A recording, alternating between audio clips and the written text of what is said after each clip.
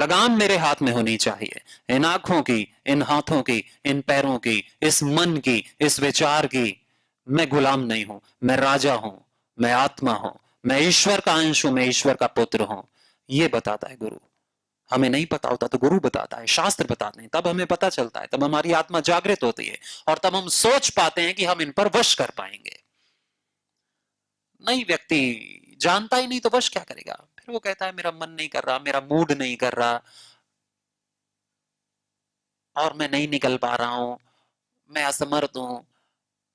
फिर व्यक्ति फंसता है, फिर दुनिया भर के साइकेट्रिस्ट हैं और फिर हर जगह जाता है, दवाई खाता है ना। व्यक्ति खुद ही अपना उद्धार और खुद ही अपनी हानि करता है। भगवान ने भी कह दिया गीता में तो, उद्धरेद आत्मनात्मानम नात्मानम अवसादयेत। अपना उद्धार स्वयं से कर ले अर्जुन। अपने आप को अवसाद में मत लेके जा। तू ही अपने आप को लेकर के जा रहा है और कोई नहीं। और तू ही अपने आप को इससे मुक्त कर सकता है और कोई नहीं। मैं ज्ञान दे सकता हूं, मार्गदर्शन दे सकता हूं, उत्साह दे सकता हूं, और बाकी यथा इच्छसी तथा कुरु। जैसी तेरी इच्छा हो वैसा कर, क्योंकि करना तेरे हाथ में है। करना तो मेरे हाथ में, ये हमारे हाथ में, ये एक एक के हाथ में है।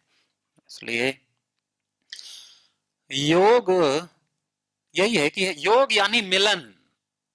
हमारा मिलन कहां हो रहा है? हमारे मन का मिलन। मन कहां जुड़ रहा है? मन कहां भाग रहा है? गलत जगह में भाग रहा है तो हमें कम से कम पता तो हो कि ये रास्ता गलत है। सबसे पहले पहली सीढ़ी तो ये है, पता होना कि गलत है क्या और सही है क्या, कि मैं जुड़ गलत जगह रहा हूं या सही जगह रहा हूं। और ये पता चलेगा जब हम गुरु को सुनेंगे या शास्त्र को पढ़ेंगे, या तो आत्मा भी बता देती है। अगर कोई आत्मा की सुने तो आत्मा भी बता देती है कि ये सही है, ये गलत है। फिर एक बार जान गए तो फिर हमारा काम होता है कि गलत जगह जुड़ने से बचना और सही जगह जुड़ना किसी भी हाल में।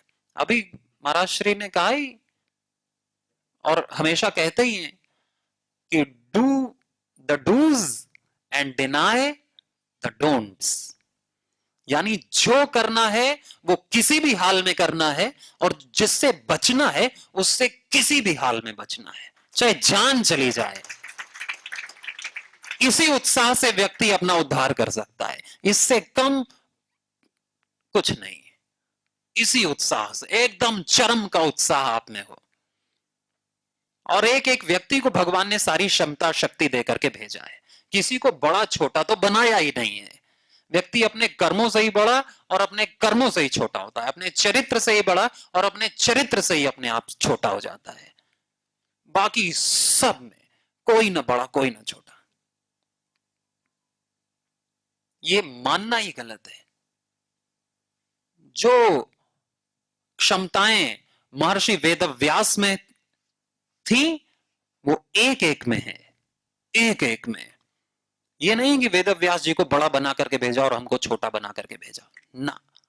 उनके पास भी यही बुद्धि, यही इंद्रियां, ऐसा ही शरीर, यही दृष्टि देखने की, यही श्रवण शक्ति, यही बुद्धि, यही वातावरण, यही धरती, यही क्षमताएं, यही जन्म, ये दिया।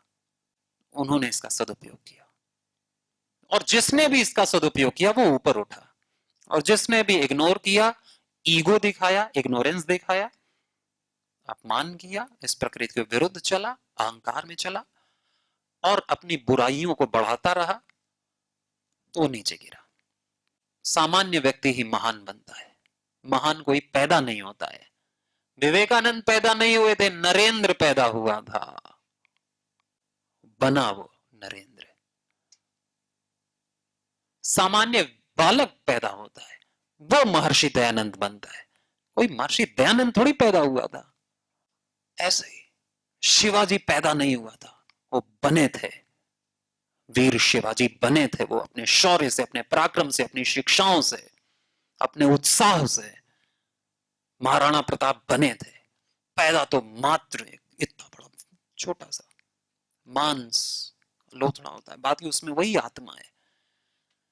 बाकी संस्कार क्या वो जागृत करता है, ये हमारे ऊपर है। हम कौन से संस्कार जागृत कर लें और कौन से संस्कार को नीचे दबा दें, वो व्यक्ति के कर्म पर निर्भर है।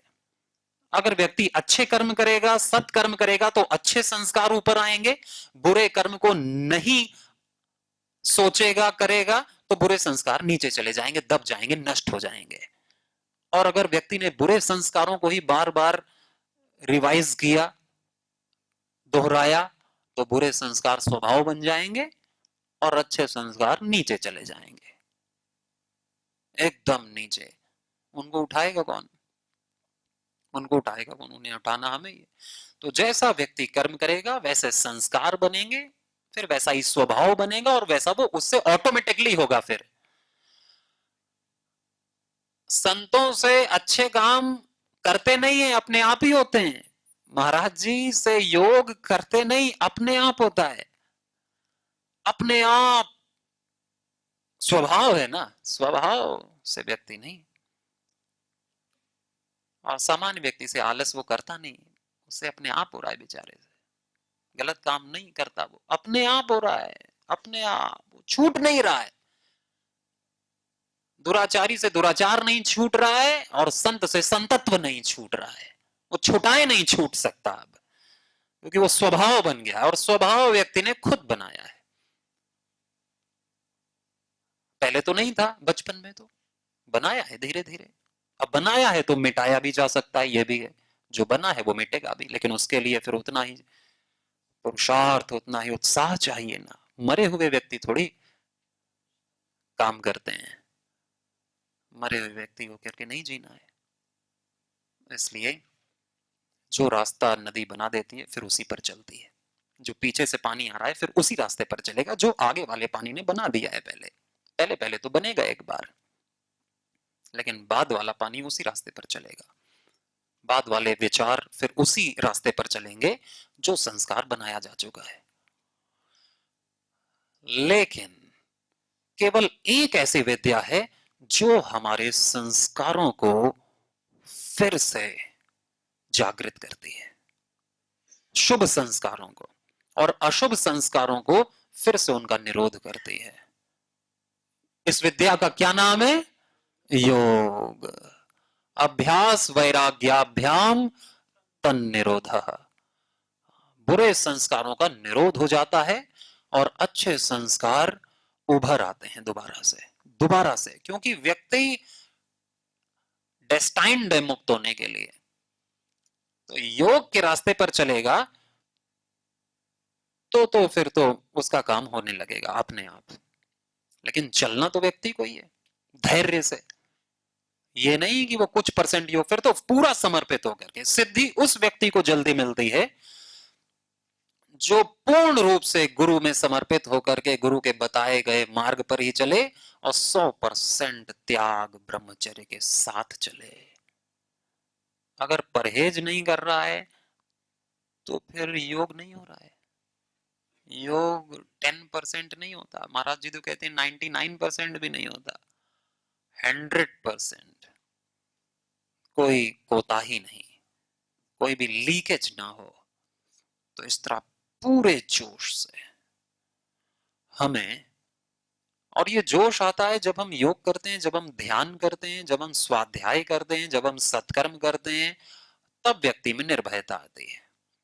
फिर वो व्यक्ति मरने से नहीं डरता है, क्योंकि मरना व्यक्ति रोक सकता नहीं। तो जो चीज व्यक्ति रोक ही नहीं सकता उसमें फिर डरना घबराना क्यों? तो जीवन जितना भी है वो जीवन मेरा योगमय हो, ईश्वरमय हो, और मैं अपने वीकनेस, शॉर्ट कमिंग से तो नहीं डरूंगा। कम से कम मैं, जो भी बुराई व्यक्ति में है वो सारी बुराई नगण्य हो जाती है। भगवान उनको काउंट नहीं करता यदि व्यक्ति का उद्देश्य उसका बड़ा है और उसकी आंखों के सामने है, तो उसकी सारी बुराई माफ, उसके सारे पाप माफ, क्योंकि उसका उद्देश्य बहुत पवित्र है। और जो भी छोटी मोटी चीजें उसमें हैं फिर काउंट नहीं होती, भुला देता है ईश्वर, बशर्ते हम पहले भूल जाएं उनको। हम ही याद रखेंगे कि मैंने क्या पाप किए थे, क्या अधम कार्य किए थे और मैं ऐसा हूं, मैं वैसा हूं, और फिर वही नेगेटिव ईगो, वही अपने आप को छोटा, नीचा, हीन, अधम दर्जे का मानते रहना, तो व्यक्ति में कभी परिवर्तन नहीं आ सकता। मान ही वही रहा है अपने आप को, चाहे जितना भी गुरु कहे भाई तत्वमसि शिवोहम सोहम, सुन ही नहीं रहा है।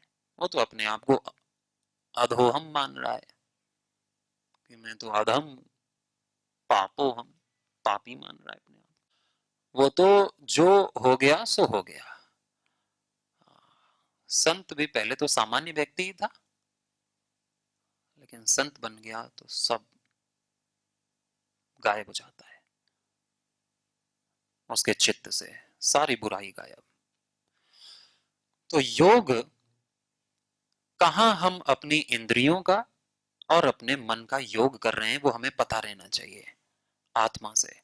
और अगर गलत जगह योग हो रहा है तो हमें अंदर से जान लेना चाहिए कि गलत जगह योग हो रहा है और यहां योग नहीं हो रहा है, तो तुरंत कनेक्शन काट करके सही जगह योग करना है। नाम पर योग करें, गुरु चिंतन पर, सत्कर्म पर, सत चिंतन और सत्कर्म, इस पर हमारा योग रहे तो तीनों काल में कभी भी व्यक्ति का अहित तो नहीं होता है। ऐसी तो शास्त्र वचन है, ऋषि वचन है, सत्य वचन है। व्यक्ति को सदा ही अपने आप को शिष्यत्व के भाव में रखना चाहिए। उम्र कुछ भी हो, यही मानना चाहिए कि मैं कुछ नहीं जानता हूं, तो वो सीखेगा। और यही मानना चाहिए कि मैं शुद्ध आत्मा हूं, तो वो पवित्र रहेगा। और अपने जो भी दायित्व हमें दिया है उसका पूरा पालन और राष्ट्र के लिए अपना सर्वस्व समर्पण करने के लिए सदा तत्पर तैयार, तो ये सनातन संस्कृति सुरक्षित ऐसे ही रही है और आगे भी ऐसे ही रहेगी अगर इसमें वीर योद्धा रहते हैं तो सबसे बड़ा वीर योद्धा तो वो होता है जो अपने आप को योग के माध्यम से सत्य को, अपनी आत्मा को जान लेता है। क्योंकि हमारे जितने भी योद्धा हुए हैं वो सब आत्मज्ञानी रहे हैं, तभी तो वो शरीर से रुके नहीं, शरीर से डरे नहीं। उन्होंने पता है ये शरीर जो है, ये तो शरीर एक माध्यम है, इसको मैं लगाऊंगा सेवा में ही, इसको मैं मिटाऊंगा सेवा में ही। कितना भी भय किया जाए, कितना भी बचाया जाए, ये बचने वाला नहीं है।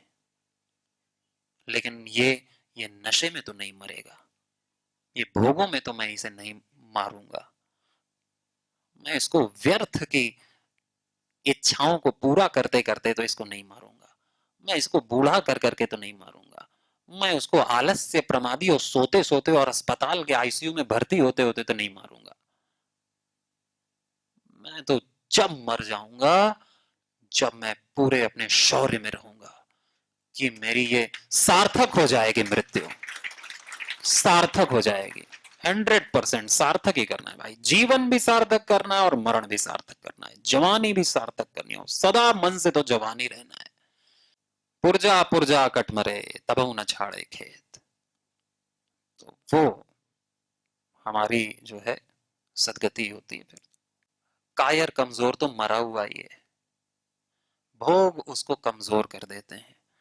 भोग इंद्रियों को भी कमजोर करते हैं, मन को भी कमजोर करते हैं और आत्मा को भी कमजोर करते हैं। अति भोग, हीन भोग और मिथ्या भोग।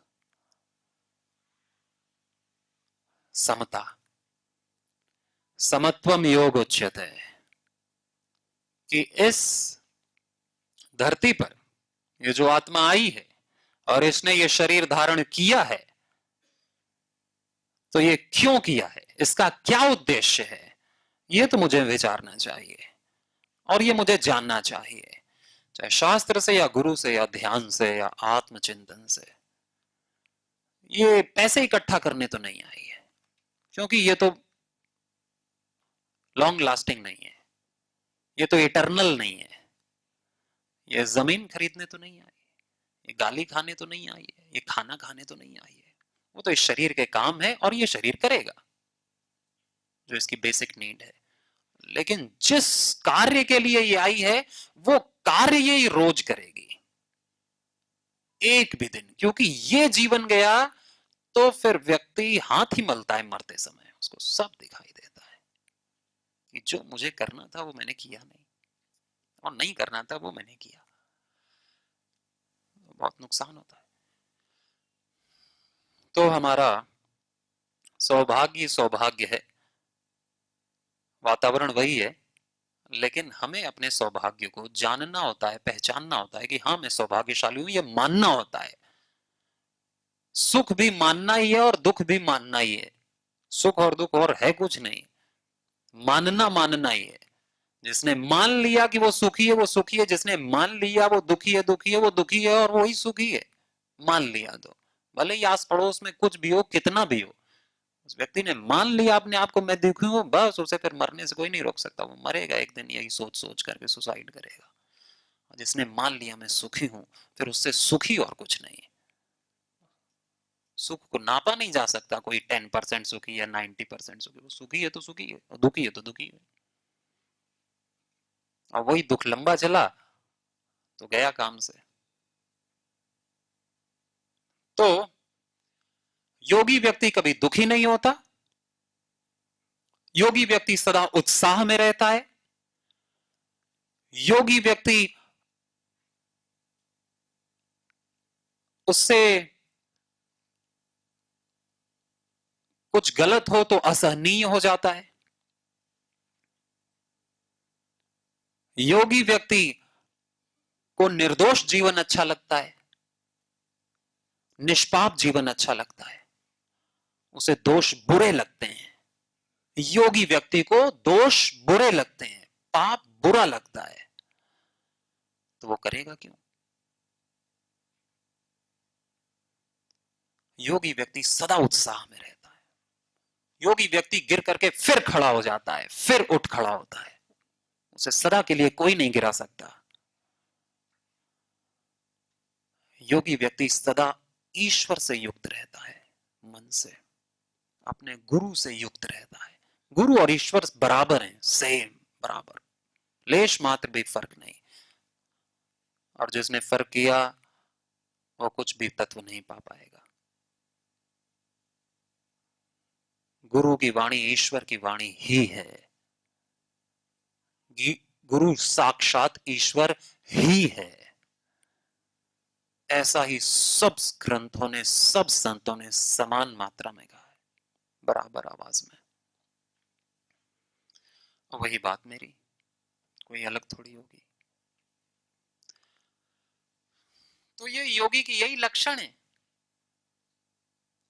और हम योग करते हैं, योग सुनते हैं, योग सिखाते हैं, जीते हैं, तो यही लक्षण अपन हम में घटित होने चाहिए, घटित होने चाहिए।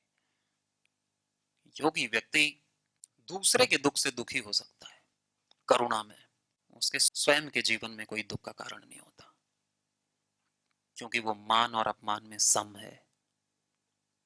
क्योंकि वो सम्मान के लिए नहीं जी रहा है कि अपमान उसे कष्ट पहुंचा दे। वो सम्मान के लिए जी नहीं रहा, उसकी इच्छा ही नहीं है सम्मान के लिए जीने की। वो कार्य सम्मान के लिए नहीं कर रहा है, वो कोई भी सेवा सम्मान पाने के लिए नहीं कर रहा है। वो क्यों कर रहा है फिर? गुरु आज्ञाएं, ईश्वर आज्ञाएं, और मेरा धर्म है, गाली भी पड़े तो भी मेरे को अपना धर्म तो करना ही है। धर्म शाश्वत है, मैं अपना धर्म करूंगा, चाहे ताली मिले या गाली मिले, मैं दोनों में सम हूं। मान अपमान में जो सम रहता है ना, वो योग शिक्षक, वो योगी है, वो योग साधक है। सुख और दुख में जो सम रहता है, जिसे सुख की कोई इच्छा नहीं अपने जीवन में, जो ये जानता है कि मैं तो सुख स्वरूप ही हूं, कोई वस्तु मुझे क्या सुख देगी, ये जड़ वस्तुएं मुझे सुख देंगी, ये अज्ञानी मुझे सुख देंगे, ये वस्तुएं, ये मिट्टी से बनी हुई चीजें मुझे सुख देंगे। मैं तो चेतना हूं, मैं तो शुद्ध सुख स्वरूप हूं। उसे सुख की इच्छा नहीं, तो दुख उसका क्या बिगाड़ेंगे? उसके लिए दुख कुछ है ही नहीं, उसके लिए तो दुख कुछ है ही नहीं, सब प्रसाद है। तो सुख और दुख में जो सम है, हानि और लाभ में जो सम है, क्योंकि वो लाभ के लिए काम ही नहीं कर रहा, तो हानि क्या है उसके लिए? फिर वो हर परिस्थिति में सहज उत्साह और मुस्कुराहट में रहता है, प्रसन्नता में रहता है, उसकी कोई हानि नहीं कर सकता। तो जो मान अपमान, सुख दुख, हानि लाभ, जय पराजय, सर्दी गर्मी में सम है। ये नहीं कि ज्यादा धूप हो गई तो विचलित हो गया, ज्यादा सर्दी हो गई तो विचलित हो गया, भूख लग गई तो विचलित हो गया। फिर तो उसे कोई भी हरा सकता है, कोई भी खरीद सकता है, क्योंकि उसे परिस्थितियां बदलनी है। और किसी ने भी प्रलोभन दिया कि परिस्थिति तुम्हारी बदल जाएगी, तो वो व्यक्ति बदल जाएगा। जो परिस्थितियों के बदलने से बदलता नहीं, जो अडिग है, जो स्वयं में स्थित है, जो अपनी आत्मा में ही संतुष्ट है, अपने होने में ही संतुष्ट है कि मैं हूं, बस मैं संतुष्ट हूं, बस और कुछ नहीं, मैं हूं। और जब मैं ही नहीं, तो फिर असंतुष्टि किस बात की? मैं हूं तो सब है, आत्मा है, और आत्मा सदा रहेगी, सदा थी और है और रहेगी। इसलिए हमेशा से वेद की वाणी ने ही मरते हुए व्यक्ति में भी जान फूंक दी है। कोई कितना भी ज्यादा दुखी हो, तो बस उसे शास्त्रों का ही आलंबन लेना चाहिए, गुरु वाणी का ही आलंबन लेना चाहिए, और फिर से उठ खड़ा होना चाहिए, और फिर से अपने आप का स्मरण करना चाहिए कि मैं ऋषियों का वंशज हूं, मैं योगियों का वंशज हूं, मैं ईश्वर पुत्र हूं, मेरे खून में रग रग में योगी के वंशज के जीन्स हैं, मेरा डीएनए वही है, ऋषियों का वंशज हूं मैं भी वही हूं, शेर का बच्चा शेर। तो वेद हमारी हमारी प्रकृति, हमारी वृत्ति को बदलता है, क्लिष्ट से अक्लिष्ट करता है,